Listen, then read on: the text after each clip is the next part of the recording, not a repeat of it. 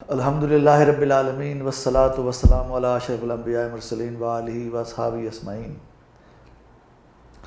آج کی اس گفتگو کا عنوان ہے اسلامی اخلاق اور ہمارا معاشرہ۔ اس میں انشاءاللہ میں قرآن اور سنت سے حوالے اس عنوان کے مطابق دوں گا۔ اخلاق جو ہے وہ خلق کی جمع ہے اور اس کے معنی ہیں پسندیدہ عادتیں، اچھی خصلتیں، اچھا برتاؤ کرنا، ملنساری، کشادہ پیشانی سے ملنا، اس کو عام طور پہ کہتے ہیں جی بڑے اخلاق سے ملا جا رہا ہے۔ فلسفے میں علم الاخلاق وہ علم ہے جس میں تہذیب نفس سے گفتگو کی جاتی ہے اور سیاست سے گفتگو کی جاتی ہے۔ اخلاق حسنہ کا لفظ ہم استعمال کرتے ہیں، اس کے معنی ہوتے ہیں عمدہ عادتیں، اور اخلاق معاشرہ یعنی باہم مل جل کے رہنے سہنے کے آداب، کس طریقے سے انسان۔ اور جب ہم اخلاقیات کی اصطلاح استعمال کرتے ہیں، جس طرح ہم استعمال کرتے ہیں نباتیات، حیاتیات، تو یہ ایک مضمون کی حیثیت سے ہمارے سامنے آتا ہے جس میں تعلیم و تربیت کا وہ شعبہ جس کے ذریعے سے اخلاق کی تربیت دی جاتی ہے۔ اخلاق کے اظہار کے لیے اجتماعیت کی ضرورت ہوتی ہے۔ اب ایک شخص اکیلا جنگل میں ہے، نہ آدم ذات، تو وہاں اخلاق کے کوئی معنی نہیں ہے۔ اخلاق کے معنی وہیں آتے ہیں جب انسانوں میں انسان مل کے رہتا ہے، جب انسانوں سے انسانوں کا واسطہ ہوتا ہے۔ تو الحمدللہ اسلام، ہمارے دین نے ہمیں اجتماعیت کے آداب سکھلائے ہیں، اور وہی آداب جو ہیں وہ اسلامی اخلاقیات کہلاتے ہیں۔ حدیث شریف ہے جس کے راوی ہیں نواس بن سمعان رضی اللہ تعالیٰ عنہ۔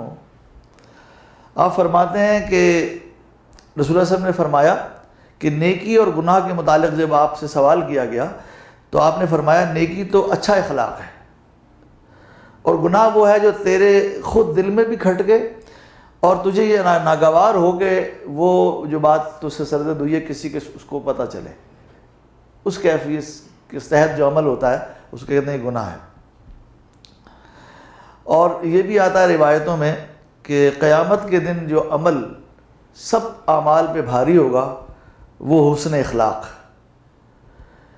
یعنی جنت میں جانے والے زیادہ تر وہ لوگ ہوں گے جو دنیا میں تقوی اور اچھے اخلاق کے لوگ ہوتے تھے، اور جہنم میں جانے والے سب سے زیادہ وہ لوگ ہوں گے جو کہ ایک تو اپنی زبان کو صحیح طریقے سے استعمال نہیں کرتے تھے اور دوسرے شرمگاہ کی حفاظت نہیں کرتے تھے، تو وہ لوگ سب سے زیادہ جہنم میں جانے والے ہوں گے۔ جب انسان مل کے رہتا ہے، ایک دوسرے سے واسطہ پڑتا ہے، تو اس سے مختلف اعمال سرزد ہوتے ہیں۔ ایک اور حدیث شریف ہے مسلم کی، اور اس کے راوی ہیں حضرت عدی بن عمیرہ رضی اللہ تعالیٰ عنہ، کہ آپ نے فرمایا کہ جب ہم کسی کو عامل مقرر کریں کہیں پہ، کہیں کوئی ڈیوٹی دیں، کہیں کوئی عہدہ دیں، تو پس وہ شخص اگر ہم سے، یعنی ہم سے مطلب یہ ہے کہ رسول اللہ صلی اللہ علیہ وسلم کی ذات، یا آج اس کا اطلاق کریں تو مطلب ہے گورنمنٹ سے، وہ ایک سوئی یا اس سے زیادہ یا اس سے کوئی چند چیز چھپا لے حکومت کے اموال میں سے، تو یہ خیانت اور چوری شمار ہوگی، یعنی سوئی اور سوئی سے بھی کم یا زیادہ، جس کے ساتھ قیامت والے دن وہ بارگاہ الہی میں حاضر ہوگا، جو اس نے چھپایا ہوگا، کتنی ذرہ برابر چیز بھی ہو۔ تو یہ جب آپ نے ایک صحابہ کے محفل میں بیان کیا تو ایک صحابی کھڑے ہو گئے، انصاری صحابی تھے، اور راوی کہتے ہیں کہ میں نے یہ دیکھا کہ وہ گھبرائے ہوئے ہیں، اور وہ کہتے ہیں اللہ کے نبی سے کہ آپ نے جو مجھ سے ذمہ داری دی تھی مجھے واپس لے لیجئے۔ تو آپ فرمائے تمہارے ساتھ کیا نہیں، آپ کی بات سوچ کے مجھے ڈر لگ گیا ہے کہ ایک ایک پائی کا حساب دینا پڑے گا، سوئی سے کم چیز بھی جو میرے تصرف میں ہوگی، میرے اختیار میں ہوگی، اس کا بھی مجھے حساب دینا پڑے گا۔ تو آج دیکھیں آج ہم کس طریقے سے، یعنی جو ہماری ذمہ داری کے اندر جو چیزیں ہوتی ہیں اسے بے دردی سے استعمال کرتے ہیں۔ اللہ کے نبی فرما رہے ہیں کہ ایک سوئی کے یا اس سے کم یا اس سے زیادہ بھی چیز جس کے اوپر آپ ذمہ دار بنائے گئے ہیں اور آپ نے وہ چھپا لی تو آپ کو حساب دینا پڑے گا۔ بخاری شریف میں حدیث آپس میں انسانوں میں اختلاف ہو جاتا ہے، بغاوت، بغض ہو جاتا ہے، عداوت ہو جاتی ہے، تو اس ضمن میں ایک چیز فرمائی گئی ہے کہ ہفتے میں 2 مرتبہ انسانوں کے جو اعمال ہیں وہ اللہ تعالیٰ کے سامنے پیش کیے جاتے ہیں، پیر اور جمعرات کے دن آیا حدیثوں میں۔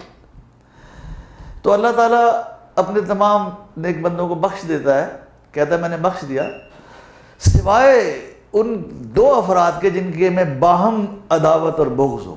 کہا جاتا ہے کہ ان کا کیس پینڈنگ ہے، جب تک کہ یہ اپنے دل صاف نہ کر لیں ان کا معاملہ پیش نہیں ہوگا۔ ایک بڑی اہم چیز ہے کہ انسان آپس میں قدورتیں رکھتا ہے، بغض رکھتا ہے، اس بنا پر ہمارے اعمال اللہ تعالیٰ کے سامنے نیک اعمال ہی نہیں پیش ہو، کہ کیس پینڈنگ ہے، جیسے جب تک کہ دونوں اپنا معاملہ درست نہ کر لیں اس وقت تک ان کا کیس نہیں پیش کرو۔ ابن کثیر نے سورہ انفال کی ایک آیت واصلحوا ذات بینکم ابتدائی آیات میں سے ہے، اس کی تفسیر میں علامہ ابن کثیر نے ایک روایت لکھی ہے کہ آپس میں ایک دوسرے کے تعلقات کہا گیا ہے درست کر لو، قرآن کہہ رہا ہے۔ تو اس ضمن میں روایت یہ لکھی ہے کہ 2 افراد اللہ تعالیٰ کے سامنے پیش کیے جائیں گے، دونوں مسلمان ہوں گے، ایمان والے ہوں گے، لیکن ایک اس میں سے ظالم ہوگا اور ایک مظلوم ہوگا، جس نے ہوتا ہے دنیا میں لوگوں کو لوگوں پہ دسترس حاصل ہوتی ہے۔ تو مظلوم اس دن فریاد کرے گا کہ اللہ سے، یا اللہ اس شخص نے مجھ پہ بڑا ظلم کیا، آج مجھے بدلہ دلوایا جائے۔ تو وہ ظالم جو ہے وہ بھی مسلمان ہوگا، اس نے بھی قرآن و سنت کی آیتیں سنی ہوں گی، حدیثیں سنی ہوں گی، قرآن پاک کی آیتیں سنی ہوگی۔ آخرت میں جو معاملہ ہوگا کہ وہ کیسے بدلہ ہوگا، بدلہ ایسا ہی ہوگا کہ جس نے ظلم کیا ہوگا مظلوم کو اس کے ظلم کے مطابق مناسبت سے نیک اعمال مظلوم کے نامہ اعمال میں منتقل کیے جائیں گے، ظالم کے کرنسی وہاں پہ ایکسچینج ریٹ یہی ہوگا نیک اعمال۔ تو ظالم ڈر جائے گا، اس کو بھی سب پتہ ہوگا۔ اور ایک اور روایت میں آتا ہے کہ جس کو مفلس کہا گیا ہے کہ ایک شخص ویسے اس نے بڑی نیکیاں کی ہیں، حج کیے ہیں، بڑی عبادتیں کی ہیں، روزے رکھے ہیں، بڑی زکوٰۃ خیرات کی ہے، لیکن وہ اللہ کے سامنے اس طرح پہنچے گا کہ کسی کے ساتھ ظلم کیا، کسی کو زیادتی کی، کسی کو تھپڑ مارا، کسی کو گالی دی، کسی کو برا بھلا کہا، لوگوں کے دل دکھائے ہوئے۔ اب وہ آخرت میں آ کے لوگ مطالبے کریں گے اور اس کی نیک اعمال بڑھتے چلے جائیں گے، حتیٰ کہ سارے نیک اعمال ختم ہو جائیں گے، لیکن ابھی بھی مطالبے باقی رہیں گے جن سے زیادتی کی ہے۔ تو پھر کیا ہوگا کہ اب اس مظلوم کے گناہ اس کے نام اعمال میں منتقل کیے جائیں گے اس زیادتی کے یعنی برابر۔ تو وہ ابن کثیر نے جو روایت کوٹ کی ہے تو وہ ظالم ڈر جائے گا، اس کو پتہ ہوگا کہ کیا ہونے والا ہے۔ تو اللہ تعالیٰ مظلوم سے یہ کہیں گے ذرا سامنے دیکھو، تو وہ سامنے دیکھے گا تو اس کو جنت کے مناظر نظر آئیں گے، جنت کے مکانات نظر آئیں گے، محلات نظر آئیں گے۔ تو وہ پوچھے گا کہ یا اللہ یہ محلات، یہ جنت کے مکانات کن کے ہیں، کن صدیق، شہداء اور صالحین کے ہیں؟ تو اللہ تعالیٰ فرمائے گا کہ یہ اس کے ہیں جو خرید لے، اور تو بھی اسے خرید سکتا ہے۔ وہ کہے گا یا اللہ میں خرید سکتا ہوں؟ ہاں، کیسے؟ بشرطے کہ تو اپنے بھائی کو معاف کر دے جس نے ظلم کیا تیرے ساتھ۔ تو وہ کہے گا میں نے معاف کیا۔ تو اللہ تعالیٰ فرمائیں گے جاؤ دونوں بھائی ہاتھ پہ ہاتھ ڈال کے جنت میں داخل ہو جاؤ۔ دیکھیے معاف کرنے کا مطلب نہیں ہے کہ بات ختم ہو گئی، معاف اس شخص کو معاف کرنے کا مطلب ہے کہ اللہ تعالیٰ اب اس کے بدلے میں آپ کو بدلہ عطا فرمائے گا۔ تو اس طرح ہے کہ دلوں کو صاف رکھنا ایک بہت بڑی نیکی ہے، اور وہ بھی اسی روایت میں آتا ہے کہ ان کے کیس پینڈنگ ہو جائیں گے۔ اس لیے دنیا میں ہمیں چاہیے کہ ہم ایک دوسرے کے ساتھ اچھا سلوک کریں، خطاؤں کو معاف کریں، توجہ دلائیں۔ دیکھیے اسلام نے جو اجتماعیت کا اصول بتایا ہے وہ یہ ہے تعاونوا علی البر والتقوی ولا تعاونوا علی الاثم والعدوان، کہ نیکی کے کام میں ایک دوسرے سے تعاون کرو اور بدی کے کام میں تعاون نہ کرو۔ کتنا بھی اچھا دوست ہو، اگر اس نے کوئی خراب کام کا ارادہ کیا، آپ اس خرابی کے کام میں، اس گناہ کے کام میں تعاون نہیں کریں گے، تعاون صرف بھلے کام میں کریں گے۔ یہ اسلامی اجتماعیت کا اصول ہے۔ یہ نہیں کہ دوستی، برادری اور تعلق داری کی بنا پر یعنی ساری سیاہ کاریوں کو سپورٹ کیا جا رہا ہے۔ یہی ہمارے معاشرے میں ہو رہا ہے کہ یہ تو میرا دوست ہے، یہ میرے خاندان کا آدمی ہے، میں کیسے اس کے خلاف جا سکتا ہوں، اس کی برائی کو بھی مجھے چھپانا ہے، اور اگر آ بھی گئی تو کہنا نہیں غلط گواہ بن کے سامنے آ جانا ہے۔ تو اس بات سے منع کیا گیا ہے کہ تعاون کرنا ہے نیکی کے کام میں، تعاونوا علی البر والتقوی، نیکی، بر کہتے ہیں نیکی کو، اور نیکی اور تقوی کے کام میں تعاون کرنا ہے، ولا تعاونوا علی الاثم والعدوان۔ گناہ کے کام میں تعاون نہیں کرنا، برائی کے کام میں تعاون نہیں کرنا، یہ مسلمان کی سرشت میں ہی نہیں ہے۔ اور دوسرا یہ ہے جس بات پہ اسلامی سوسائٹی بنتی ہے وہ یہ کہ تمام انسانیت میں جو کو منظم کرنا ہے، لا الہ کے کلمے کے تحت اللہ تعالیٰ کی طرف بلانا ہے، اور پھر یہ ہے کہ ہمیں کوشش کرنا ہے کہ اپنی زندگیوں سے ہم تناقض اور دو رنگی کو دور کریں۔ دیکھیں ایک تو ہوتا ہے نا منافقت، منافقت کیا ہے کہ جی دل میں کچھ ہے اوپر سے کچھ اور کہہ رہے ہیں، یہ تو منافقت ہے۔ تناقض کیا ہے جو آج ہم میں سب سے زیادہ بیماری وہ پائی جاتی ہے۔ منافق کے تو بارے میں کہا گیا ہے اس کو تو بہت عذاب ملے گا اور جنت کے نچلے ترین درجے میں ہوگا۔ اب تناقض کیا ہے کہ میں دل سے ایک چیز کو صحیح مانتا ہوں لیکن میں خلاف اس کے عمل کر رہا ہوں، حالات کا تقاضا ہے، رشتہ داری کی جناب بات ہے، بات تو غلط ہے لیکن بس یہ ہے کہ مجبوری ہے میں سپورٹ کر رہا ہوں۔ یہ تناقض ہے کہ غلط کو غلط جاننا لیکن پھر بھی کسی وجہ سے اس کی سپورٹ کرنا۔ تو زندگیوں سے تناقض کو دور گیا ہوتا ہے۔ اکثر لوگ دل کے برے نہیں ہوتے، دل سے وہ ایک بات کو برا سمجھ رہے ہوتے ہیں لیکن مجبوراً کسی دباؤ کے تحت، کسی تعلق کے تحت وہ اس غلطی کو کر رہے ہوتے ہیں اور کہہ بھی رہے ہوتے ہیں یار اب بات تو غلط ہے، اللہ تعالیٰ معاف رکھے۔ یہ بھی غلط رویہ ہے۔ ٹھیک ہے، اللہ تعالیٰ کا شکر ہے کہ ہمارے دل میں یہ جذبہ موجود ہے کہ ہم برائی کو برائی سمجھ رہے ہیں۔ تیسری بات یہ ہے کہ معاشرہ ہمارا اس وقت اچھا ہوگا جب کہ ہم تو اپنی زندگیوں میں اس تناقض کو دور کریں، اللہ سے دعا کریں۔ وہ دعا ہے، حدیث شریف ہے، اللہم ارنا الحق حقا، اے اللہ مجھے نیکی کو نیک دکھا، وارزقنا اتباعہ، اور اس کے مطابق چلنے کی توفیق بھی عطا فرما۔ جب مجھے نیکی نظر آنے لگے تو میں اس کے اوپر چلوں، اس پہ کاربند ہو جاؤ۔ وارنا الباطل باطلا، اور باطل کو باطل دکھا، اور وارزقنا اجتنابہ، اس سے بچنے کی توفیق عطا فرما۔ اے اللہ میری عادت ایسی ہو جائے کہ مجھے نیکی لگے اور میں اس کو کروں، اور برائی لگے اور میں اس سے بچوں۔ جب وہ غالب کا شعر ہے نا، اس نے کہا کہ بہت بڑا شاعر ہے اردو زبان کا، اساتذہ میں شمار ہوتا ہے، کہتا ہے جانتا ہوں ثواب طاعت زہد پر طبیعت ادھر نہیں آتی۔ بڑی اچھی بات ہے جی، لیکن کیا کروں دل نہیں مانتا۔ تو یہ ہوتا ہے کہ انسانوں کے دلوں میں بعض اوقات اور باتیں آ رہی ہوتی ہیں۔ پھر ہم اپنے عنوان کی طرف پلٹتے ہیں۔ جب میں نے کہا جی اسلامی اخلاقیات اور ہمارا معاشرہ، ہمارے پاس سب کچھ ہے لیکن ہم کدھر چلے جا رہے ہیں۔ اگر ہم یونانی فلسفیوں کو بھی دیکھتے ہیں تو وہ کہتے ہیں کہ انسان پیدائشی طور پر سیاسی حیوان ہے۔ سیاست کیا چیز ہے؟ وہ اجتماعیت کی آخری شکل، سیاست اجتماعیت میں ہی ہوتی ہے۔ اور اگر آپ اس کو ایز اے مضمون اٹھا کے دیکھیں تو سیاست تو انتہائی پاکیزہ چیز ہے کہ لوگوں کے درمیان معاملات، معاشرے کو، ماحول کو صحیح قوانین کے مطابق چلانا۔ کہ سیاسی حیوان کا مطلب وہ کہتا ہے کہ وہ حیوان جو آخری انتہائی حد تک اجتماعیت پسند ہو، وہ اکیلا رہ ہی نہیں سکتا ہے۔ انسان اکیلے نہیں رہ سکتا، کتنا بھی کم کو انسان ہو، نہ ملنے جلنے والا ہوتا ہے، شادی کرتا ہے، گھر بس آتا ہے، لوگوں کے ساتھ مل کے رہتا ہے، اکیلے میں کچھ نہیں ہو پاتا۔ دیکھیں دنیا میں انسان کی کامیابی کی شرط صرف نیکی نہیں ہے۔ یعنی آپ یہ نہیں کہہ سکتے ایک لڑکا بڑا نیک ہے تو پڑھے نہ پڑھے تو پاس ہو جائے گا۔ نیک تو ہے لیکن ساتھ اسے پڑھنا بھی پڑے گا، ساتھ اسے محنت بھی کرنی پڑے گی۔ نیک تو ہیں آپ لیکن آپ کو کوئی ہنر سیکھنا پڑے گا، تب اللہ تعالیٰ آپ کو پہ رزق کے دروازے کھولے گا اور برکتیں آپ پہ جاری اور ساری کر دے گا۔ تو دنیا میں کامیابی کی شرائط صرف نیک ہونا نہیں ہے بلکہ اس کے ساتھ جدوجہد کرنا ہے۔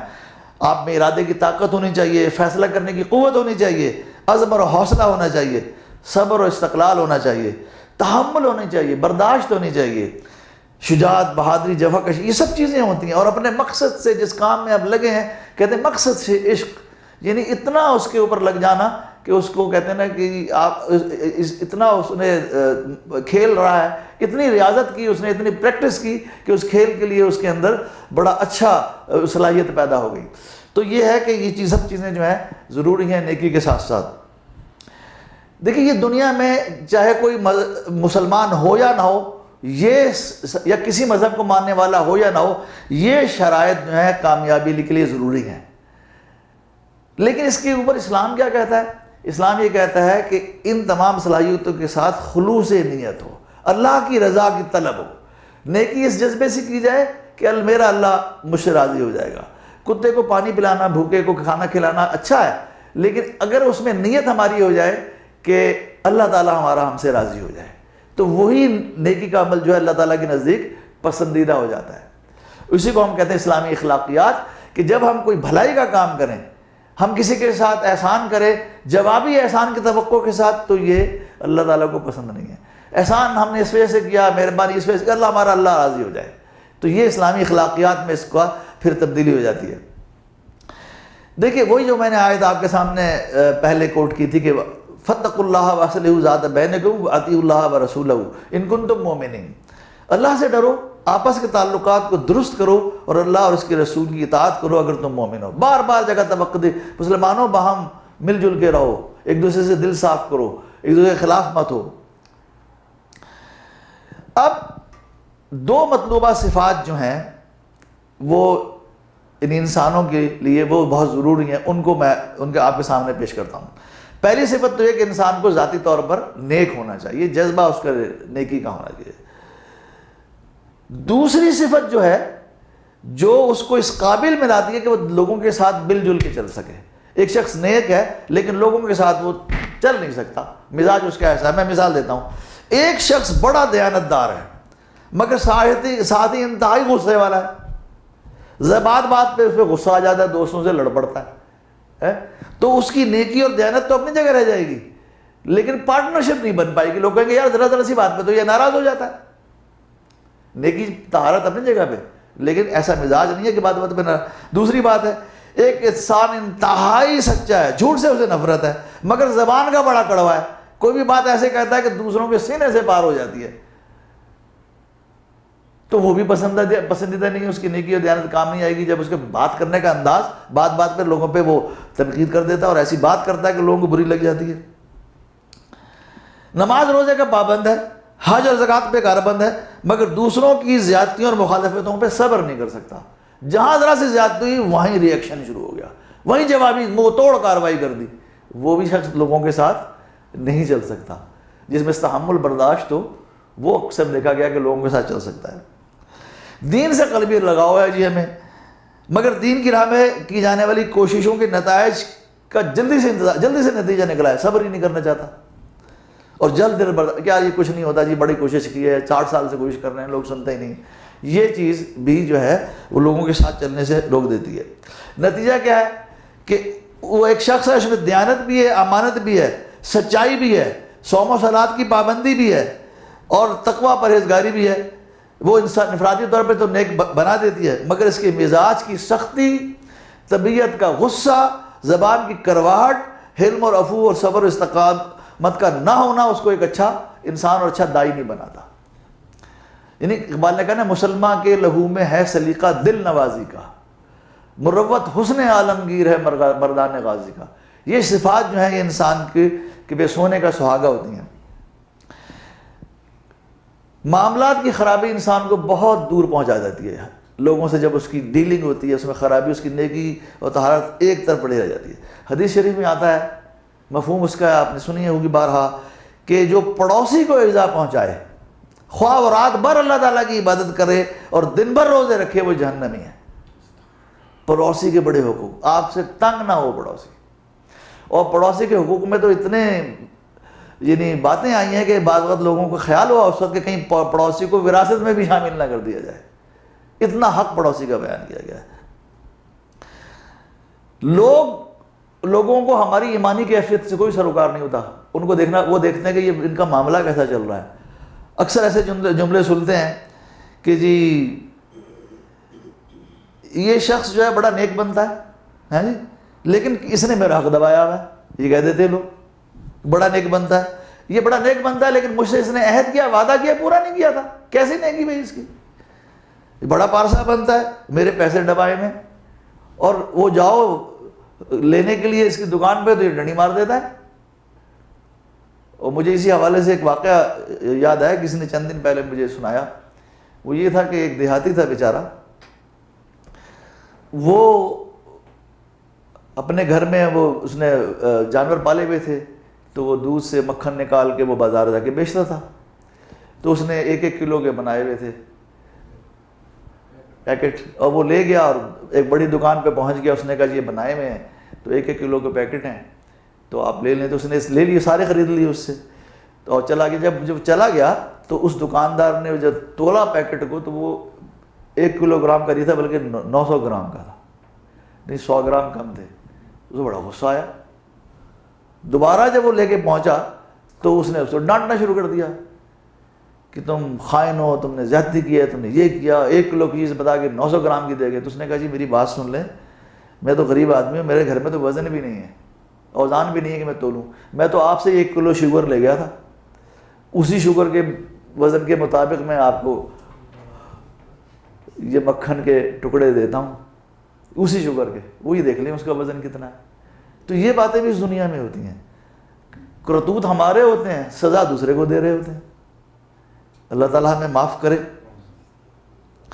تو ایسے سے جملے سنتے ہیں کہ ایسے ایسے ایمانداروں سے تو دنیا دار بہتر ہے. لوگ کہتے ہیں ہم جملے والے سنتے ہیں عموماً دنیا دار، ان میں کم از کم انسانیت تو، ان میں تو انسانیت نہیں ہے. بڑی چیز نماز پڑھتے ہیں، روزہ رکھتے ہیں، یہ کرتے ہیں وہ کرتے ہیں، ہماری ساری عبادتیں جو ہے وہ زیرو ہو جاتی ہیں. ایک جگہ قرآن پاک میں بھی آتا ہے کہ جو یتیم کے ساتھ اچھا سلوک نہیں کرتا اس کی نمازیں اس کے منہ پہ مار دی جائیں گی. آپ کو یاد ہوگا کہ ایک جنگ میں حضرت علی رضی اللہ تعالیٰ عنہ ایک کافر پہ سوار ہو گئے اور آپ اس کو مارنے والے تھے، اس نے تھوک دیا، آپ ہٹ گئے. تو اب یہ عجیب سی بات ہے، بلکہ ان کو تو زیادہ مشتعل ہو جانا چاہیے تھا. ہم یہ تو سنتے ہیں کہ حضرت علی نے یہ فرمایا کہ اب میں ماروں گا تو میرا غصہ شامل ہو جائے گا، اللہ کی رضا نہیں ہوگی. تو کسی اس تھوکنے والے سے کسی نے پوچھا بھی تو نے کیوں تھوک دیا؟ تو اس نے کہا کہ عرب میں یہ تھا کہ جب دشمن کو مارا کرتے تھے تو نہ صرف قتل کرتے تھے بلکہ اس کو مسلح بنا دیتے تھے، ناک کان بھی کاٹ دیتے تھے. تو میں نے سوچا اس شخص کو اتنا غصہ آ جائے کہ یہ فوراً مار دے مجھے. تو اس پہ الٹا اثر یہ ہوا. اچھا اب ذرا اس واقعے پہ آپ سوچیں، اگر ہم ہوں اور ہم کسی دشمن پہ، دشمن اسلام پہ قابو پا جائیں، وہ ایسی حرکت کرے تو ہم کیا کریں گے؟ ہم تو قتل نہیں، ہم تو کہیں گے آج تو یہ پھنسا ہے، پتہ نہیں آئندہ پھنسے یا نہ پھنسے، مار دو. لیکن وہ آج بھی اگر پھنسا ہے تو اللہ تعالیٰ کی مرضی سے ہی پھنسا ہے، اس کو گرانے میں ہمارا کوئی دخل نہیں تھا، اللہ تعالیٰ کی مرضی سے. اللہ تعالیٰ نے آج اسے ہمیں قابو میں دیا تو کل بھی دے دے گا. ہمیں اپنا معاملہ اللہ کے ساتھ درست رکھنا ہے. یہ اسلامی اخلاقیات ہے. دنیا کا کوئی نقصان، کوئی فائدہ جو ہے جسے ہم کاؤنٹ کرتے ہیں وہ بے معنی ہے. جب اللہ تعالیٰ چاہے گا تو نقصان ہوگا، جب اللہ چاہے گا تو نقصان نہیں ہوگا. تبھی آتا ہے نا اگر جنگ کے میدان میں ہے اور دشمن صلح کے لیے ہاتھ بڑھائے تو آپ فوراً جنگ سے رک جائیے، اگرچہ کہ آپ کو پتا ہو کہ وہ جنگی چال کی حیثیت سے کر رہا ہے، اگرچہ آپ کو پتا ہو، لیکن اگر اس نے صلح کے لیے ہاتھ بڑھایا، اللہ آپ کا نگہبان ہے، اللہ آپ کا حافظ و ناصر ہے. اور اللہ تعالیٰ نے تو اپنے نبی کے توسط سے ہمیں وہ عادتیں سکھائی ہیں. صدقے کا ہمارے کہ صدقہ بڑی چیز ہے، برائی کوئی تکلیف آ جائے صدقہ دو. کہا گیا ہے کہ راستے سے کوئی ایسی چیز جو گزرنے والوں کو تکلیف پہنچا سکتی ہے ہٹا دیں گے، یہ بھی صدقہ ہے. چھوٹے چھوٹے کام جو ہیں وہ صدقہ بن جاتے ہیں. جتنے ہمارے اکابر علماء گزرے ہیں انہوں نے دینی تعلیمات کو 3 حصوں میں تقسیم کیا ہے. پہلا حصہ عقائد کا ہے، عقیدہ انسان کا کیا ہونا چاہیے. دوسرا حصہ عبادت کا ہے، عبادات جتنی ہیں، اور تیسرا معاملات کا ہے. اور کہا ہے کہ عقائد جو ہیں وہ ایسے ہیں جس طرح آپ نے ایک مکان بنانا شروع کیا تو اس کی بنیاد کھودنی شروع کی، آپ نے بنیاد کو اپنا مستحکم بنایا تاکہ مکان مضبوط بنے. تو عقائد جو ہیں وہ بنیاد کی حیثیت رکھتے ہیں. اس میں اگر درست نہیں ہے تو عمارت بھی درست نہیں ہوگی. دوسرا جو ہے عبادات، عبادات کو علماء نے لکھا کہ عبادات مثال ہیں اس مضبوط بنیاد کے اوپر کھڑے ہونے والے مکان اور اس کے دیواروں اور اس کے ستون کی. وہ عبادات ہیں جو مکان کی خوشنمائی آپ کے سامنے پیش کرتے. ایک مکان بڑا اچھا خوبصورت بن گیا، بنیاد اچھی ہے، عقائد اچھے تھے، عبادات بڑی زبردست ہو رہی ہیں، خوبصورت مکان نظر آ رہا ہے. معاملات جو ہے وہ اندر رہنے والوں کا اپنا حسن معاشرت ہے. بڑا خوبصورت مکان ہے، اندر رہنے والے ہمیشہ لڑتے رہتے ہیں، گالم گلوچ کرتے رہتے ہیں، تو وہ مکان جو ہے وہ عذاب کی جگہ لگ جائے گا. تو حسن معاشرت جو ہے وہ اندر رہنے والوں کا آپس میں دوسرے سے برتاؤ ہے.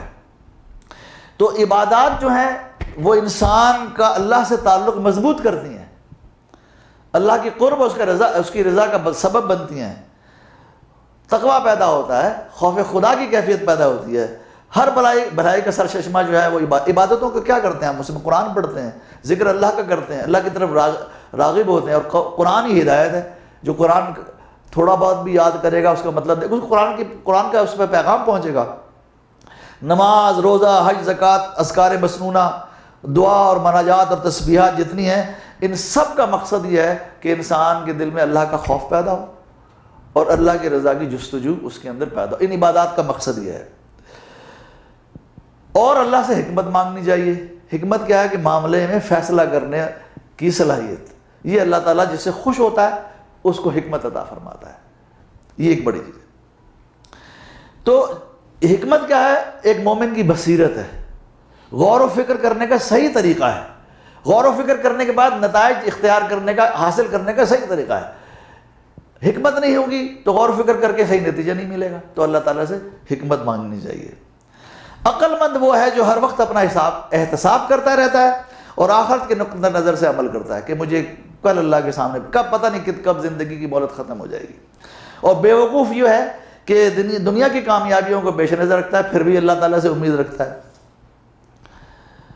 ہم نے کچھ دینی رسومات کا نام تقویٰ بنا لیا، حالانکہ تقویٰ دل کی کیفیت ہے. بڑے بڑے عبادت گزار معاملات میں خوف خدا نہیں رکھتے. باہمی تعلقات ہیں، لین دین ہے، تجارت ہے، اس میں اسلامی اصولوں کو ہم پامال کر دیتے ہیں. لین دین ہو، قرضہ لیا جا رہا ہے تو قرآن کا حکم ہے کہ لکھ لو، گواہ متعین کر لو. ان سب چیزوں کو ہم بھولے رہتے ہیں. والدین کے کیا حقوق ہیں، آجر اور اجیر میں یعنی ایک شخص جو مزدوروں کو ہائر کرتا ہے اس کے کیا فرائض ہیں، مزدور کے کیا فرض ہے، بزرگ کا کیا حق ہے. اسی طرح میاں بیوی کے باہم جو ہیں تعلقات، ان کو بھی ہمیں دیکھنا چاہیے. بعض اوقات ہم دینداری کے زوم میں بہت آگے ہوتے ہیں اور ہم کبھی پلٹ کے نہیں دیکھتے کہ قرآن و سنت نے آپس میں ایک دوسرے کا کیا وہ کیا ہے. شادی بیاہ کے اندر ایک اور ہمارے ہاں مسئلہ جو بڑا عام ہے وہ یہ ہے کہ جب شادی بیاہ ہوتی ہے تو بڑے اچھے جذبات ہوتے ہیں اور مثبت پہلوؤں کو اوپر اجاگر کیا جاتا ہے. اور بدقسمتی سے شادی بیاہ کے بعد اگر تعلقات میں تھوڑی سی ناچاکی آ جائے تو ہر منفی چیز میں نظر رکھی جاتی ہے، مثبت کو نظر انداز کر دیا جاتا ہے. اگر اور کریں کہ شادی کر کے ایک لڑکی کو آپ اپنے گھر لاتے ہیں، بچی عورت فطرتاً کمزور ہوتی ہے، مرد کو اللہ تعالیٰ نے قوام بنایا ہے، ٹھیک ہے جی. اور یہ تصور ہوتا ہے کہ اب اس لڑکی نے یا اس بچی نے وہی کچھ کرنا ہے جو اس کا شوہر کہے گا اور شوہر کے ماں باپ کریں گے، وہی کہے. اور اکثر اوقات اس بچی کے جذبات کو ہم نظر انداز کر دیتے ہیں. نہیں عورت ہے، تمہیں تو یہ کرنا ہے، تمہیں یہ بھی کرنا ہے، تمہیں وہ بھی کرنا ہے. اب ایک آپ نے بڑی مشہور سنے ہوگا کہ ایک شخص کہ کہتا ہے، ایک شخص کہ ایک شخص کے 3 باپ ہوتے ہیں، حدیث شریف میں آتا ہے. ایک وہ جو اس کے دنیا میں آنے کا سبب بنا، ایک وہ جس نے اسے تعلیم دی، ایک وہ جس نے اپنی بیٹی دی. یہ نہیں کہ آپ کے ماں باپ ہی آپ کے ماں باپ ہیں، آپ کی بیوی کے ماں باپ بھی آپ کے ماں باپ ہیں. اگر آپ کو اپنے ماں باپ کے دکھ سکھ کا خیال ہے تو بیوی کے ماں باپ کے بھی دکھ سکھ کا خیال ہونا چاہیے. یہ نہیں ہے کہ اگر بیوی کی ماں بیمار ہے آپ لے گئے اور دوسرے دن ہی اس کو آپ نے کہا چلو بھائی چلو گھر میں بہت سارا کام ہے. بھائی وہ بھی آپ کی ماں کی طرح ہے. اگر وہ بیمار ہے، بستر پہ پڑی ہوئی ہے، اس سے کشادگی پیدا ہوتی ہے، اس سے فراخی پیدا ہوتی ہے، دلوں کے اندر ایک دوسرے کی محبت بڑھتی ہے. دونوں گھروں کو ایک طریقے سے. اور ایک بات اور بھی، الحمدللہ ہم سب بچیوں والے، میری بھی 4 بچیاں، ہم نے شادی کی ہے. بیٹا شوہر جو ہوتا ہے وہ قوام ہوتا ہے، وہ ہر وقت اپنا حکم بھی چلا سکتا ہے، پیچھے اس کے 2 مشیر ہوتے ہیں، ماں باپ. بیوی جو ہے وہ اگر ذرا سی بات ماں باپ سے کر دے تو طوفان مچ جاتا ہے کہ ادھر کی بات ادھر چلی گئی. بھئی اگر لڑکا جو قوام ہے اس کو ہر وقت مشورے کا حق ہے اپنے ماں باپ سے، تو بیوی کو بھی کبھی کبھی آپ دے دیں حق کہ بھی وہ بھی انسان ہے، وہ بھی کسی کا حق کا تارا تھی، وہ بھی کبھی بیمار ہوتی تھی تو ماں باپ تڑپ اٹھتے تھے. ٹھیک ہے جی. تو یہ جب تک دونوں ایک دوسرے کا احساس نہیں کریں گے توازن نہیں پیدا ہوگا. ویسے ہوتا ہے کیا کہ عموماً اچھے گھرانوں کے اندر یہ ہوتا ہے کہ بہت سی زیادتیاں ہو جاتی ہیں اور ہم کاؤنٹ بھی نہیں کرتے، ہمیں ضرورت بھی نہیں ہوتی، محسوس بھی نہیں کرتے کہ ہم بڑے نیک دیندار ہیں، بڑی تبلیغ کر رہے ہیں، لیکن ساتھ ساتھ ہم سے کچھ زیادتیاں بھی ہو رہی ہیں. کسی کا دل بھی دکھ رہا ہے اور اس دل دکھ رہا ہے اس کو بولنے کی اجازت بھی نہیں دے رہے ہم. تو یہ، اور دوسری طرف بیوی کو بھی چاہیے کہ شوہر کے ماں باپ کو اپنے ماں باپ سمجھے اور ان کی امکان خدمت کرے. لیکن ایک بات بتا دوں، قرآن و سنت نے یہ واجب نہیں کیا کہ آپ کی بیوی آپ کے ماں باپ کی ضرور خدمت کرے. وہ آپ کی بیوی ہے، اگر وہ خدمت کر رہی ہے تو وہ احسان کر رہی ہے آپ کے اوپر اور اس کو احسان کرنا چاہیے. اسی سے تعلقات درست ہوتے ہیں. حقوق اپنی جگہ پہ ہوتے ہیں لیکن حقوق سے بڑھ کے آگے احسان ہوتا ہے. احسان سے معاملات درست ہوتے ہیں، خوشگواری پیدا ہوتی ہے. تو یہ دونوں گروپوں کو ٹوٹلی ایک دوسرے کا خیال رکھنا چاہیے. یہ نہیں سمجھنا چاہیے کہ اس کے حقوق کم ہیں اور اس کے حقوق زیادہ ہیں. اور اکثر معاشرے میں ہمارے یہ بہت ساری دردناک اسٹوریاں چل رہی ہوتی ہیں، اور بہت سی اسٹوریاں تو ہمارے سامنے نہیں آ پاتی. تو اللہ تعالیٰ ہمیں توفیق عطا فرمائے کہ ہم اپنے بھی حقوق سمجھیں، دوسروں کے حقوق کو بھی. اور خاص طور پہ جو ہمارے ہے نا، اللہ تعالیٰ کہ میں عورتوں کے معاملے میں تو میں اللہ سے ڈراتا ہوں، عورتوں کے معاملے میں اللہ سے ڈراتا ہوں. بہت سے اچھے لوگ بھی جو ہیں وہ نہیں بات کرتے. میں مثال کے طور پر ہمارے یہاں ایک دوست ہیں بڑے اچھے ہیں، تو گھر آنا جانا بھی ان سے عرصے سے، تو ویسے تو بڑے اچھے ہیں، لیکن ایک دفعہ ان کی بیگم نے یہ بتایا کہ بھئی میری والدہ کی طبیعت خراب تھی، پاکستان سے میں نے آنا تھا، میں رکنا چاہ رہی تھی، اور بالکل بیچاری وہ آخرت یعنی پتہ چل رہا تھا کہ اب شاید جانے والی ہیں، لیکن شوہر صاحب نے کہا نہیں تم ساتھ چلو یہاں دوسرے دن ہی، اور پتہ چل رہا تھا. تو اب ان کو آج تک 20 سال گزر گئے، ان کے دل پہ یہ کہ 2 دن کے لیے مجھے چھوڑ آتے تو کیا عرصہ، میں اپنی ماں کو آخری وقت میں دیکھ لی تھی. لیکن شوہر نے اپنے شوہرانہ حقوق جتائے، چل تو میرے ساتھ ہے چل. اب وہ بیچاری چل پڑی، اور آج تک وہ روتی ہے کہ میں اپنی ماں کو آخری وقت میں. تو ہم سے بعض اوقات ایسی چھوٹی چھوٹی زیادتیاں ہو جاتی ہیں، وہ دل میں بیٹھ جاتی ہیں. اللہ تعالیٰ ہمیں توفیق عطا فرمائے کہ ہم لوگوں کے، اور خاص طور پہ جو ہم پہ ڈیپینڈ کرتے ہیں، جو ہم پہ انحصار کرتے ہیں، ان کے جذبات کا ہم احترام رکھیں. یہ بھی بہت بڑی عبادت ہے. دین میں مالی معاملات جو ہیں، اس کے بعد جو ہیں سب سے زیادہ آپ نے نوٹ کیا ہوگا، بڑے دوست ہیں بن گئے جی، کاروبار شروع کر دیا، تھوڑے دنوں کے اندر ناچاقی ہو جاتی ہے، اور جناب وہ کورٹ تک معاملہ پہنچ جاتا ہے، اور ایک دوسرے کے اوپر خیانت کے الزام لگتے ہیں، جھوٹ، بددیانتی اور بدعہدی کے الزامات لگنے لگتے ہیں. وجہ کیا ہوتا ہے کہ جب ہم کاروبار مل کے کرتے ہیں تو ہم قرآن و سنت کے مطابق اس کی شرائط کو طے نہیں کرتے، لکھ نہیں لیتے. قرض بھی اگر دینا چاہیے تو لکھ لیا جائے. تو ان چیزوں کو ہمیں بڑی تاکید کی گئی ہے. اور خاص طور پہ بازاروں میں کیا ہوتا ہے، انہوں نے ایک دکاندار نے کوئی مال ہے، اس نے روک لیا، چونکہ چند دن کے بعد جب میں بیچوں گا تو اس کی قیمت مجھے زیادہ ملے گی. اسے احتکار کہتے ہیں.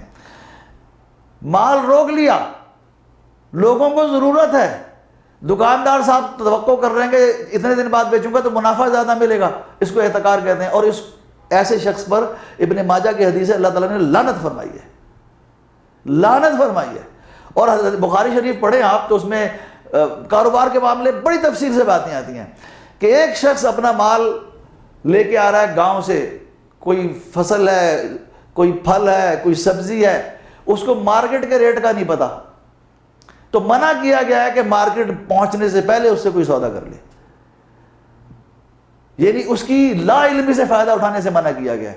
اس کو مارکیٹ میں آنے دو، ریٹ پتہ چلنے دو، پھر اس سے سودا کرنا. یہ نہ ہو کہ جس کی بے خبری میں آپ نے جناب فائدہ اٹھا لیا. تو اس کو بھی اللہ تعالیٰ نے پسند نہیں کیا. ترمذی شریف کی حدیث ہے کہ تاجر لوگ قیامت کے دن نافرمان اور بدکار کی حیثیت سے اٹھائے جائیں گے، ذرا سے فائدے کے لیے، سوائے ان کے جنہوں نے اپنی تجارت میں تقویٰ، نیکی، سچائی کی راہ اختیار کی. ترمذی شریف کی حدیث ہے، مفہوم ہے کہ دیانت دار تاجر قیامت کے دن انبیاء، صدیقین اور شہداء کے ساتھ اٹھایا جائے گا، کیونکہ اس نے بعض اوقات ایسے فائدے کو بھی چھوڑ دے جو اللہ کو پسند نہیں ہے، اللہ تعالیٰ کی خاطر. منافق کی 3 علامتیں ہیں: عہد کرے تو پاس نہ رکھے، جھوٹ بولے تو جھوٹ بولے، امانت میں خیانت کرے. قرآن مجید میں ہے کہ جھوٹ بولنے والے پر اللہ تعالیٰ کی لعنت ہے. لعنت کا مطلب کیا ہے؟ اللہ تعالیٰ کی رحمتیں برستی رہتی ہیں ہر وقت انسانوں پہ، چاہے مسلمان ہو یا نہ ہو. دیکھیے اگر کہتے ہیں جی وہ سخت بارش آ گئی ہے، طوفان ہمارے ملک میں آیا، سیلاب آ جاتا، تباہی مچ جاتی، دنیا میں اور جگہ بھی آتے ہیں، تو یہ تو اللہ تعالیٰ کی رحمت نہیں ہے. اگر وہ اتنی ہو جتنی کی ضرورت ہے تو وہ رحمت بن جاتی ہے. تو ہر وقت انسانوں پہ رحمتیں ہوتی. جب رحمت بن جائے، جب رحمتیں نہ ہوں، سانس اکھڑنے لگا، یہ آکسیجن لیول ڈاؤن ہو گیا ہے، تو یہ ہے کہ لعنت یہ ہے. لعنت جب کوئی کسی شخص پہ بھیجتا ہے تو اس کا مطلب ہے کہ یا اللہ تیری جو رحمتیں برس رہی ہیں اس پہ وہ اڑ جائیں، وہ اس سے ہٹ جائیں. لعنت کا مطلب یہ ہوتا ہے. جب اللہ تعالیٰ خود لعنت بھیج رہا ہے کسی پہ تو اس پہ حساب لگا لیجیے آپ کہ جھوٹ بولنے والوں کو ہدایت بھی نصیب نہیں ہوئی. قولوا قولا سدیدا، قرآن پاک میں سچی بات کہو، سیدھی بات کہو. قولوا قولا سدیدا یصلح لکم اعمالکم، اگر تم سچ بولنے کی عادت ڈال لو گے تو میں تمہارے اعمال کو درست کر دوں گا. یغفر لکم ذنوبکم، تمہارے گناہوں کو معاف کر دوں گا. صرف سچ بولنے کے انعام میں جھوٹ جو ہے انسان کو ہلاک کر دیتا ہے اور برباد کر دیتا ہے. امام احمد میں رسی حدیث ہے کہ مومن سب کچھ ہو سکتا ہے لیکن مومن جو ہے وہ جھوٹا اور بددیانت نہیں ہو سکتا.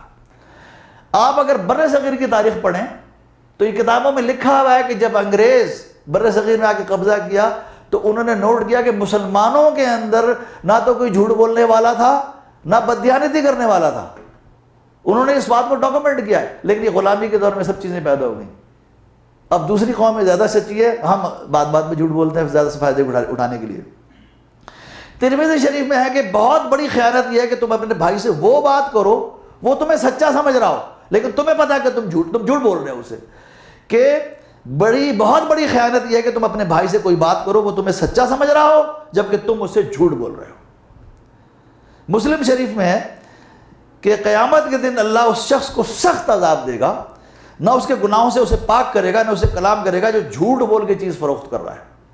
جھوٹ بول کے فروخت کرنا کیا, ایک شخص آیا دکاندار کے پاس, اس نے کہا جی یہ اتنے کا ہے, تو گاہک نے کہا سستا کر لو. اس نے کہا سستا کیسے کر لوں, اتنا تو میں نے خود خریدا ہے. حالانکہ اس نے خریدا کم میں ہے, جھوٹ بول دیا کہ میری خود تو اتنے کی خرید ہے. تو یہ بہت بڑی خیانت ہے. جھوٹی قسم کھا کر دوسروں کا مال ناحق لینے والے پر جنت حرام اور جہنم واجب. صحابہ نے عرض کیا یا رسول اللہ صلی اللہ علیہ وسلم اگر وہ چیز کوئی معمولی سی چیز ہو, آپ نے فرمایا اگرچہ کہ وہ ایک مسواک کی لکڑی ہو. قیامت کے دن جھوٹی گواہی دینے والے کے قدم ہل نہیں سکیں گے جب تک کہ اس پر آگ واجب نہ کر دی جائے. یہ حاکم اور ابن ماجہ کی روایت ہے. معاملات میں جھوٹ کے بعد دوسرا بڑا گناہ خیانت ہے. ایک تو جھوٹ بولا جائے اور دوسرے چیزوں میں خیانت کی جائے. حدیث شریف ہے کہ لا ایمان لمن لا امانت لہ. اور ایک اور حدیث ہے ترمذی کی, اس کا ترجمہ یہ ہے کہ اس کے ساتھ بھی خیانت نہ کرو جو تمہارے ساتھ خیانت کر چکا ہو. جواباً خیانت نہیں کرنی. مسلمان جواباً خیانت نہیں کرتا, اپنے اخلاق سے اپنے اعتبار سے وہ تبلیغ کر رہا ہوتا ہے دین کی. حدیث قدسی ہے, ابو داؤد میں آئی ہے. اللہ تعالیٰ فرماتا ہے کہ جو لوگ شراکت میں کاروبار کرتے ہیں میں ان کے درمیان تیسرا ہوتا ہوں. دو آدمی مل گئے, دو مومن ہیں باپ, میں تیسرا ہوتا ہوں جب تک کہ وہ ایک دوسرے کے ساتھ خیانت نہیں کرتے. جیسے ہی وہ خیانت شروع کرتے ہیں میں ان میں سے نکل جاتا ہوں اور وہاں شیطان آ جاتا ہے اور جھگڑے فساد شروع ہو جاتے ہیں. اچھے دیندار لوگ مل کر کاروبار کرتے ہیں, پھر تھوڑے عرصے میں مقدمے بازی, پنچایتیں بیٹھتی ہیں, ایک دوسرے پہ جھوٹ کا بددیانتی کا الزام عائد کیا جاتا ہے. یہ وجہ ہے کہ ہم قرآن و سنت کے احکامات کو سامنے نہیں رکھتے. ایک اور جس کا مفہوم یہ ہے کہ جس نے دھوکہ دیا کسی کو وہ ہم میں سے نہیں ہے, وہ ہم میں سے نہیں ہے. آپ نے دھوکے باز ہم میں سے نہیں ہے, ہمارا ہو ہی نہیں سکتا. صحیح مسلم میں کہ ہر دھوکے باز کے لیے قیامت کے دن ایک جھنڈا, دھوکے باز کے سر پہ ایک جھنڈا لگا ہوا ہوگا, دور سے پتہ چلے گا یہ دھوکے باز ہے. خبردار جو امیر اپنی رعایا سے, جو بادشاہ اپنی رعایا سے, جو ہمارے ملک میں صدر یا وزیر اعظم اپنی رعایا سے دھوکہ کرے گا, اس سے بڑا دھوکہ باز کوئی نہیں ہو سکتا. قرآن حکیم میں کہ اور خیانت کرنے والوں کی پشت پناہی ہرگز مت کرو. جو خیانت کرنے والے کی پشت پناہی کرے گا وہ بھی خائن شمار ہوگا. جو شخص خیانت کرنے والے کی خیانت کو چھپائے گا وہ بھی اسی خیانت کرنے والے کی مانند ہوگا. قرآن مجید میں ہے جس کا ترجمہ ہے کہ تم خیانت کاروں کی پشت پناہی ہرگز نہیں مت کرو. ایک اور حدیث میں ہے کہ جس نے 10 درہم کا ایک کپڑا بنایا اس میں سے 1 درہم حرام کا تھا, تو جب تک وہ جسم اس کے لباس پہ ہوگا اس کی عبادتیں قبول نہیں ہوگی, نماز بھی قبول نہیں ہوگی. بخاری شریف اور مسلم شریف میں سعید بن زید اس کے راوی ہیں کہ جو شخص کسی کی بالش پر زمین ظلماً ہتھیا لے گا, ہمارے یہاں ہوتا ہے نا قبضہ ہو جاتا ہے زمین کے اوپر, قیامت کے دن 7 زمینوں کا طوق اس کی گردن پہ ہوگا اور وہ اپنے حساب کے لیے اللہ تعالیٰ کے سامنے پیش ہوگا. یہاں ریاض شہر میں ایک عالم دین آئے ہندوستان سے اور بڑے بزرگ آدمی تھے, خطیب ہند. مجھے ایک صاحب کہنے لگے ہم ملنے جا رہے ہیں تو آپ بھی چلیں. میں بھی چلا گیا تو دیکھا ایک بڑے بزرگ فرد بیٹھے ہوئے ہیں, تو لوگوں نے ان سے کہا کہ حضور کوئی اپنے زمانے کا واقعہ سنائیے. تو انہوں نے تو بڑے واقعہ سنائے لیکن ایک واقعہ جو اس میں ہمارے لیے سبق آموز بن سکتا ہے. کہنے لگے میرے والد بڑے جاگیردار تھے, بہت بڑے جاگیردار تھے, اور ہر کام الٹا سیدھا ان کی جاگیر میں چلتا تھا, لیکن ان کو شوق تھا کہ بچے میرے جو ہیں وہ دینی تعلیم حاصل کریں. تو انہوں نے ہمیں حفظ کروایا, پھر مدرسے بھیج دیا. تو ہم بہت عرصے مدرسے رہے. جب وہاں سے پلٹ کے آئے اللہ تعالیٰ نے علم دین عطا فرمایا تو واپس آئے. والد صاحب کا انتقال ہو گیا تھا. کہنے لگے آپ میں ہی تھا جو کھاتے دیکھ رہا تھا. کہنے لگے جب میں نے کھاتے دیکھے تو اس میں بڑی گڑبڑ تھی. تو میں نے کہا یار یہ تو بڑی گڑبڑ ہے, اللہ تعالیٰ کے یہاں بڑی پکڑ ہوگی. تو میں نے اس گڑبڑ کو آہستہ آہستہ جو انہوں نے زیادتیاں کی ہوئی تھیں, کسی کی چیز دبائی تھی, آہستہ آہستہ لوگوں کو واپس کرنی شروع کی. اب رشتہ دار آ گئے, چچا وجہ آ گئے, وہ یار کیا کر رہے ہو بھائی, اتنی مشکل سے تمہاری باپ نے یہ جائیداد بنائی تھی اور تم اس طرح کر رہے ہو. اس نے کہا آپ مجھے بتا رہے کہ بڑی مشکل سے میرے باپ نے جہنم کمائی تھی. میرے باپ کو تو شاید نہیں پتا ہوگا, مجھے تو پتہ چل گیا ہے. میں کیا کر رہا ہوں, میں اپنے باپ کو جہنم میں سے نکال رہا ہوں. نیک اولاد صدقہ جاریہ ہوتی ہے.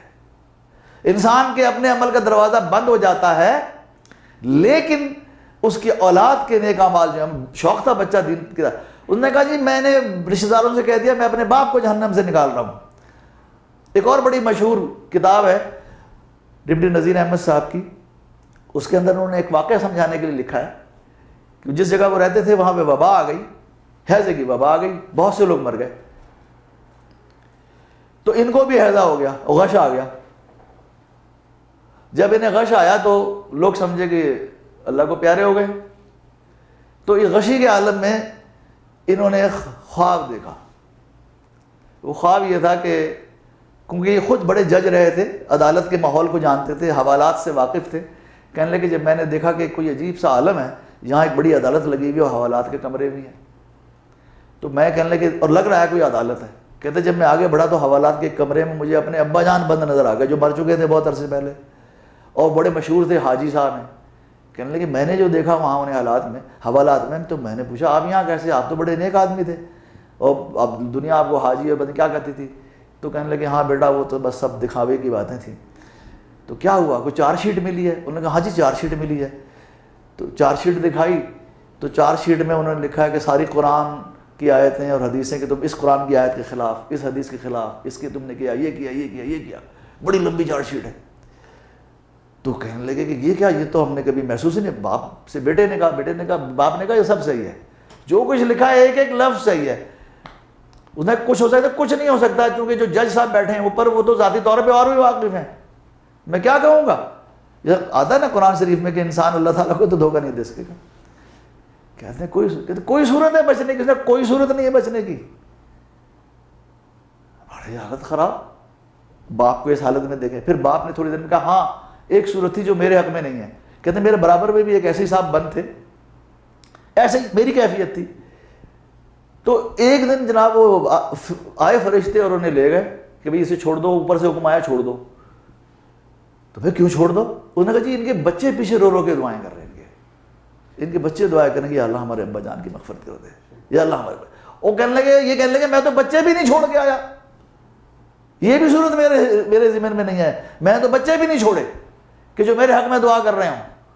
اب اس میں ان کی آنکھ کھل جاتی ہے. اب ان کو خیال آتا ہے, زندگی پوری ان کی ایسی گزری تھی کہ نہ دین مذہب کا کوئی خیال نہیں, بچوں کی کوئی تربیت صحیح نہیں کی ہے. تو فوراً جب ہوش آتا ہے تو اپنی بیگم سے کہتے ہیں کہ میں تو عجیب عالم دیکھا ہوں, زندگی باقی ہے, چلو بھائی اپنے رویے کو درست کرو. بیوی جو ہے وہ بھی بڑی فیشنیبل ماڈرن ہے, بڑی مشکل سے بیوی کو کنونس کرتے ہیں کہ بھائی میں تو خود دیکھ کے آ رہا ہوں ابھی غشی میں, جو تم سمجھ رہے تھے مر گیا, میں تو ایسا عالم دیکھ کے آیا ہوں. آخر بیوی راضی ہو گئی. انہوں نے کہا بچوں کو بلاؤ, بچوں سے بات کی. بڑے بچے جو تھے وہ بڑے پریشان ہوئے, کہنے لگے ان کو کیا ہو گیا ابا جان کے, سب لگتا سڑ کو بخار چڑھ گیا ہے. آج تک تو انہوں نے ایسی بات نہیں کی, نہیں سن کے دیا اولاد. چھوٹے بچے جو تھے وہ انہوں نے سن لیا. ان کا وہ کہیں اسکول سے واپس آتے جاتے پڑوس میں کہیں چلے جاتے تھے, وہاں کوئی دادی اماں جو اپنے بچوں کو بتاتی تھی وہ ان کو بھی بتا دیتی تھی. تو اس نے جو سب سے بڑی بات جس کا اثر ہوا کہ اس نے کہا کہ میرے حق میں تو یہ بھی نہیں, میں اولاد بھی ایسی نہیں چھوڑ کے آیا جو میرے حق میں دعا کرے.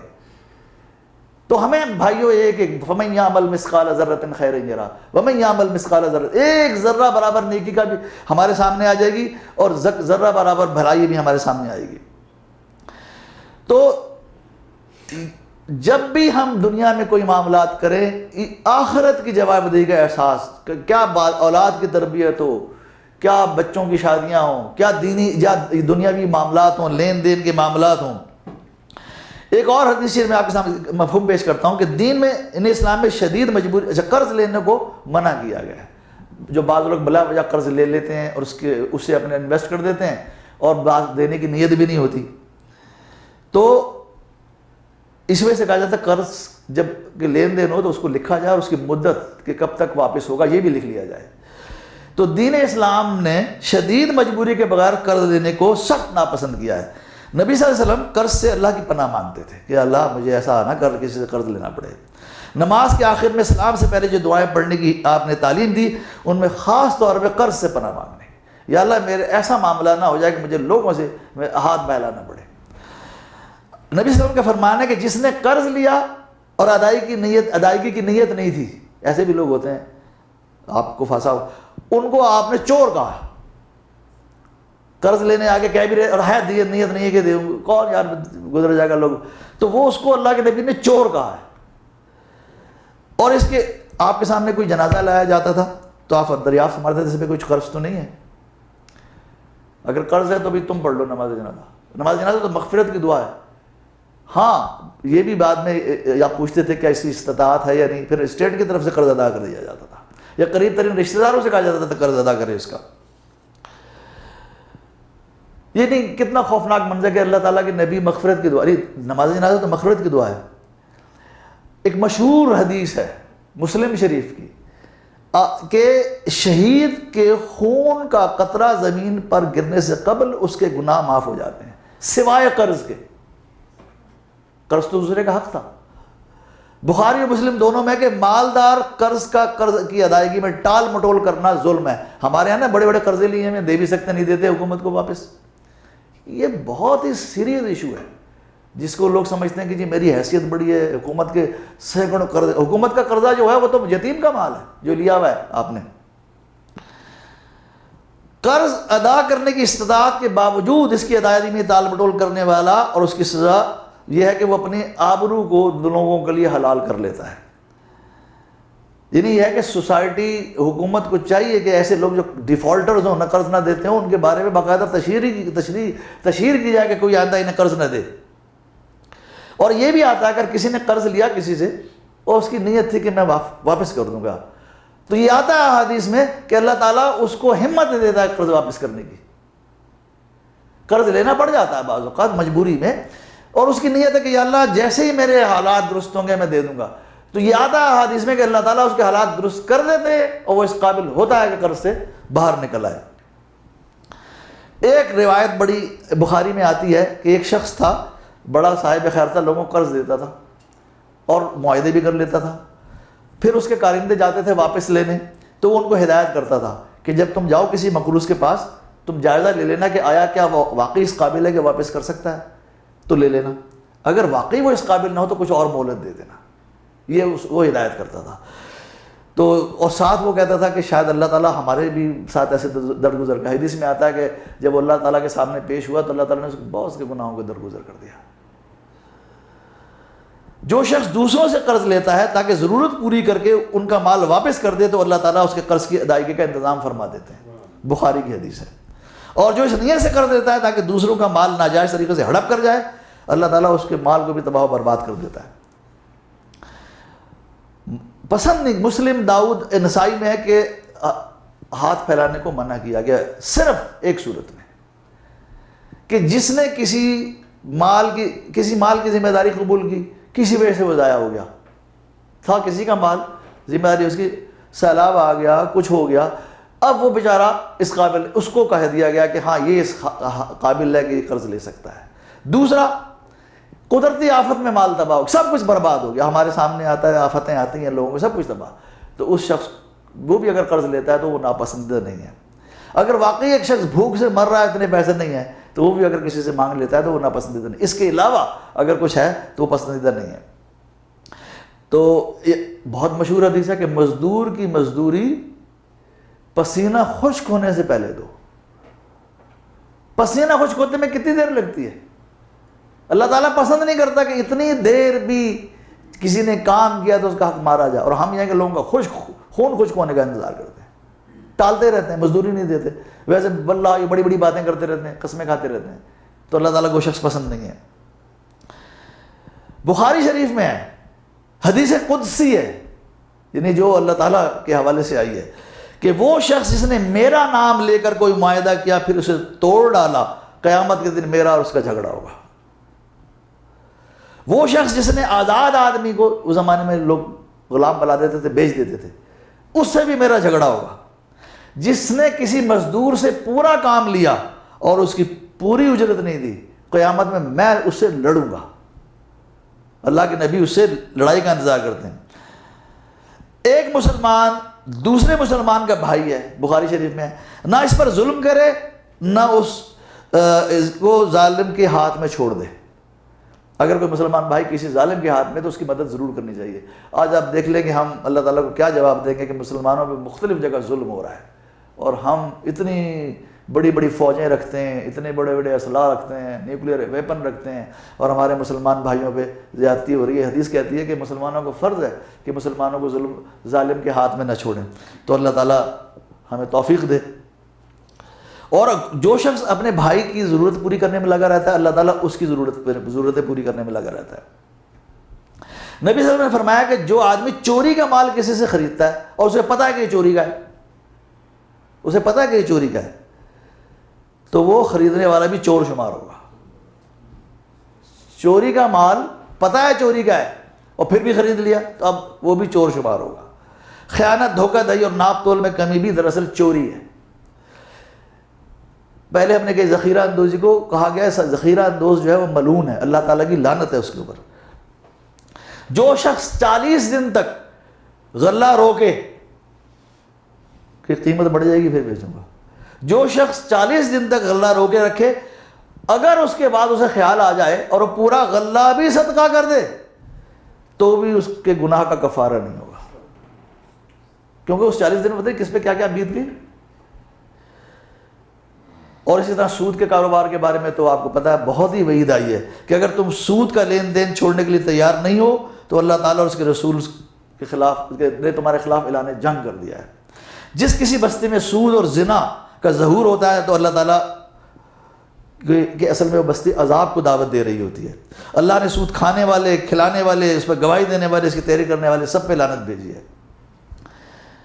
جان بوجھ کر 1 درہم سود کھانا بڑی شدید حدیث ہے، احمد کی ہے۔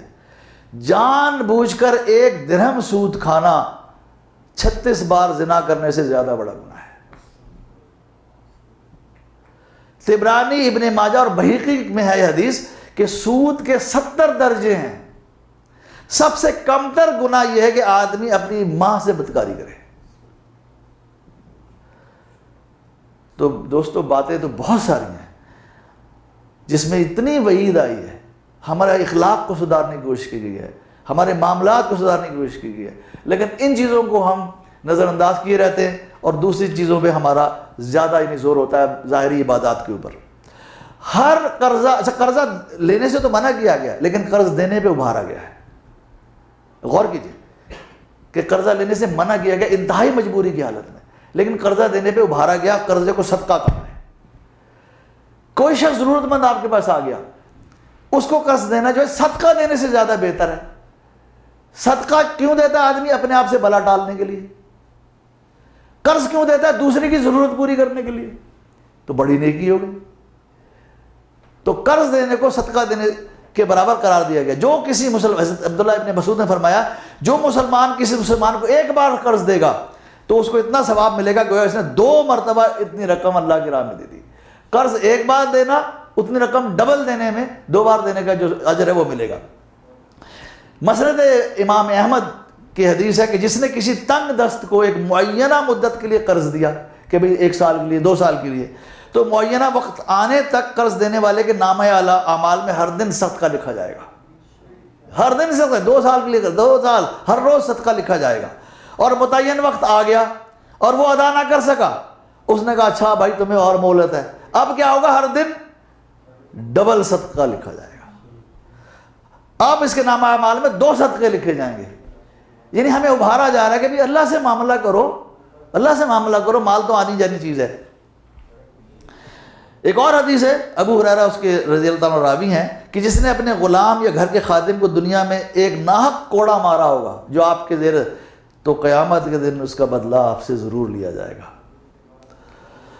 تو اللہ تعالیٰ ہم لوگوں کو توفیق عطا فرمائے کہ قرآن و سنت کی جو تعلیمات ہیں ان کو ہم سمجھیں، غور کریں اور اپنی زندگی میں اختیار کریں۔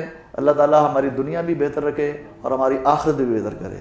اللہ تعالیٰ ربنا تقبل منا انک انت السمیع العلیم وتب علینا انک انت التواب الرحیم۔